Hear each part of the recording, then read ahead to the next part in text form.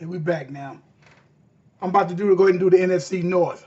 That's a touchy one there. You know, I honestly think that with Green Bay, and right now I'm gonna give an edge to Minnesota because Minnesota didn't lose a lot. They got Kirk Cousins, and y'all know I've been real critical of Kirk Cousins. Now he has a team. Now we're going to see what he's going to do. See if he's actually really worth. If he can't just mess that up, okay? If he can't just mess that up, I pretty much got them probably going possibly 12-4 if he doesn't mess everything up and winning that particular division. It's close because of, like I said, with Minnesota, their defense is that's again their strength is their defense. And when you talk about, of course, obviously their defense, which was ranked right up there last year, and they got some players on there they got Anthony Barr, they got Kendricks up there, they got what's my man's name, Everson Griffin, him. They got some players up there. They got the guy Smith in the Smith at the safety position. You got that's Harrison Smith, Pro Bowler last year. You got Xavier Rhodes. They have some players on that team, and their defense is just hard to look over. Now, I will say this, and this is concerning because see what a lot of people probably missed and maybe didn't check. Right, Minnesota, they were giving Drew Brees the business in that divisional round game, the first half. Second half, Minnesota defense hadn't looked the same since the second half. Even though they got out of that with a victory and that miracle, then they go to Philly. And they get manhandled.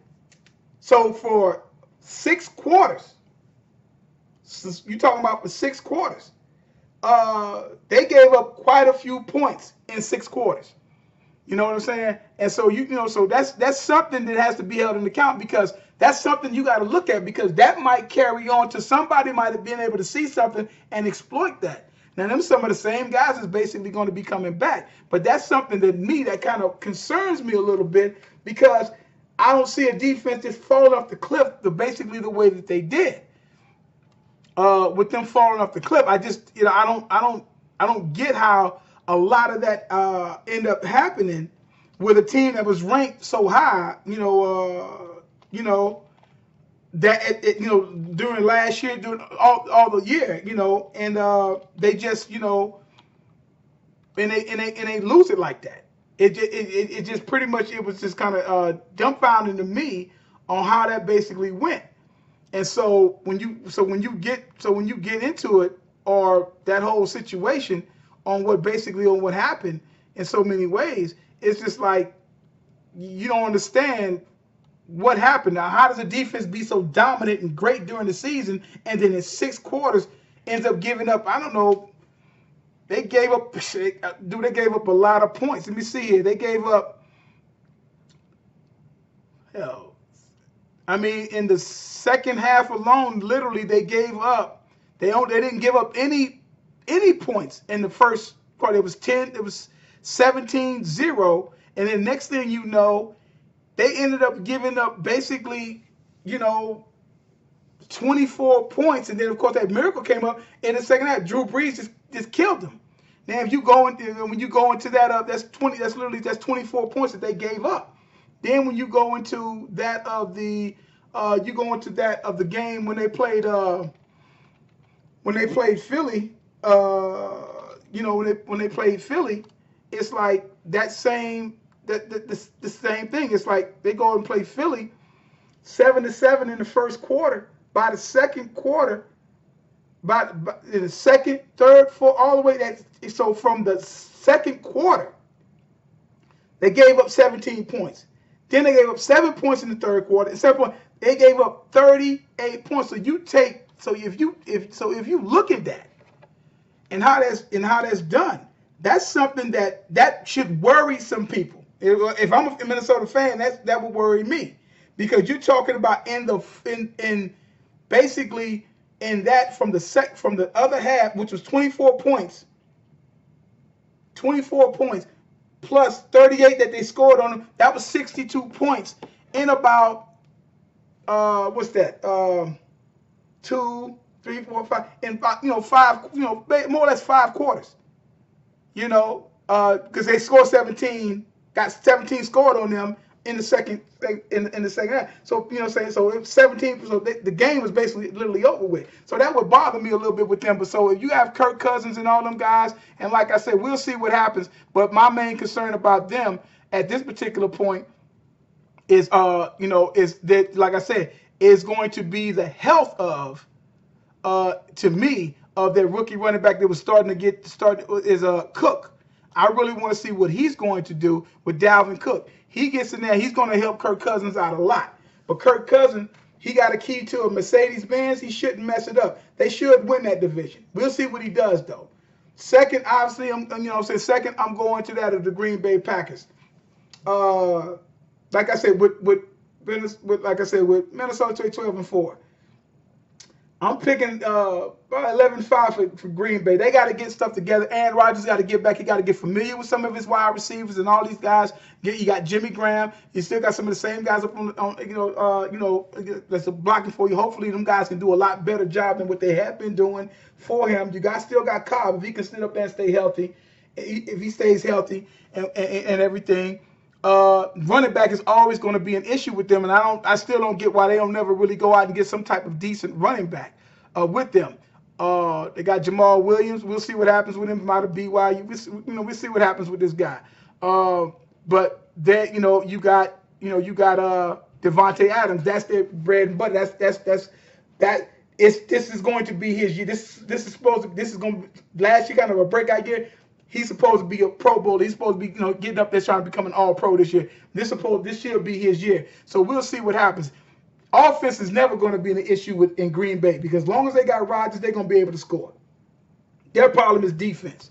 Okay, that's their problem, and their problem has been defense since they won that Super Bowl a while back. They really haven't had much of a defense since that time, since that particular time. There, we can go to their defense and whatnot. You got who you got there? You got Mike Daniels, who's always nice Pro Bowler, good, a good one and whatnot. And they're running a 3-4 this year, 3-4D and stuff. You got and you still got Matthews, who, like I said, Matthews hasn't been Matthews in a minute, and he's going into his 10th season. And Matthews, lot of hype behind Matthews all them years and stuff like that. But Matthews really ain't turned on and really has not been that guy that he was in his first 3 years in the league. We'll see what happens with him. You got the linebackers. You got Jake Ryan. You got Martinez, and you got I think that should be Nick Perry, I believe. Nick Perry. So we'll like I say. So again, we'll have to see what goes on with them. You got you still got Ha Dixon in the back there. You have at cornerback you had Tremont Williams. So like I said, we'll see. If that defense can even do a bend but don't break like some of Belichick defenses do and make a play here and there, they will be fine. They can probably sneak up and take that division. But right now, I'm still sticking with Minnesota because they're pretty much returning everybody. And it's a grade up, even though, like I said, go on Cousins, but to just show you, with Casey Keenum, I think Cousins is a better quarterback than Casey Keenum. But, hey, we'll see what happens with that. And I got them possibly, like I said, probably 11-5. Detroit Lions. This is always funny here with Detroit Lions because you just don't know what's going to happen with them, and I don't know. I don't see them play a lot. I'm definitely a fan of. I'm definitely a fan. This is the Texas kid Matt Stafford. Matt Stafford has been a very, very good quarterback. He hasn't won that game. He hasn't taken that next step. He still flutters around being very good, and he hasn't been great, or that MVP gear, that All-Pro first teamer or whatever. He hasn't done that yet. Again, they got LeGarrette Blount. He's starting to get some tread on that tire, but he can probably bring a little attitude up there with them. They got Golden Tate wide receiver. They got Marvin Jones.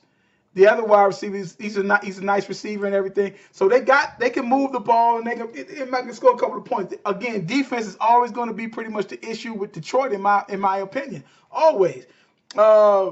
You know, you just what do you really have? You have what's my man, the what is this on? It's not Sheed, but it's this other one. I want to say it's Diggs, I think. I think it's Diggs. I think that's the safety, I believe, that plays ball there. Hold on, let me see. No, I'm sorry. I did. It's Slay. Darius Slay. Hell of a nice cornerback.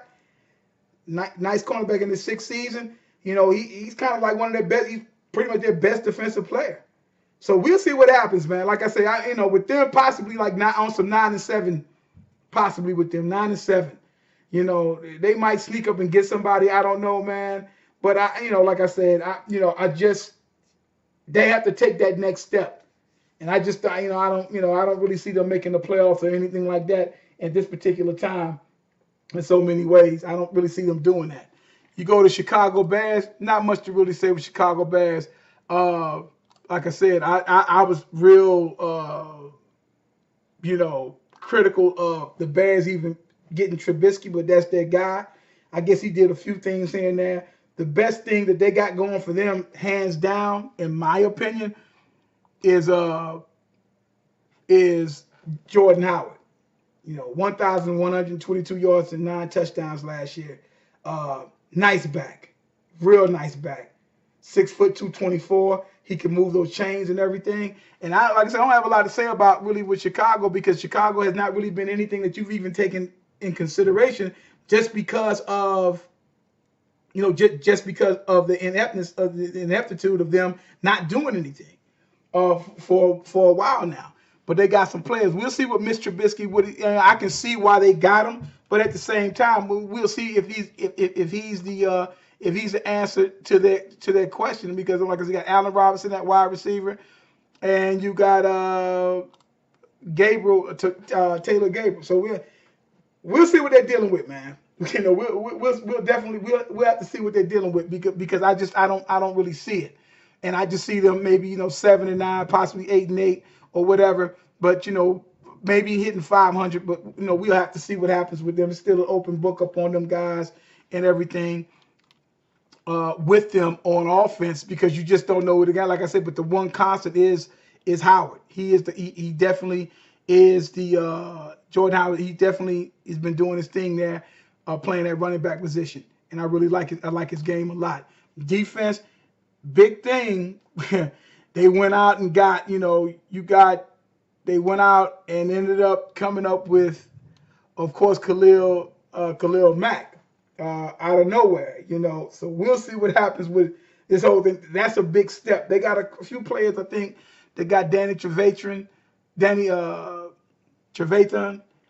He's pretty good. He's a good player. And everything. He's a good player. What we got? I think it's E. Goldman. I think he just ended up getting a nice little contract, if I'm not mistaken. Solid tackle and everything. As far as in the back, you got Prince Amakumara. So we'll see. Like I said, man, these guys, but I don't see Chicago being there right now. I see them finishing last. So we'll see what happens. It's still kind of ticky-tacky with Green Bay and Minnesota, but like I said, Minnesota's returning a lot of people, so I just think that they'll still be able to, if Cousins just is solid, if he's solid and just does what he's supposed to do, Minnesota should be fine. But that's a big if, though, so we'll see what happens with that situation. We'll see what happens with that. But, yeah, like I said, so, yeah. But, everybody better watch Green Bay because I still think they got something to prove. And definitely Aaron Rodgers has something to prove. So we're going to see what happens with that situation there, and how he's going to transition, how the new guys are going to come up with him. All right, guys, we'll be back in a few.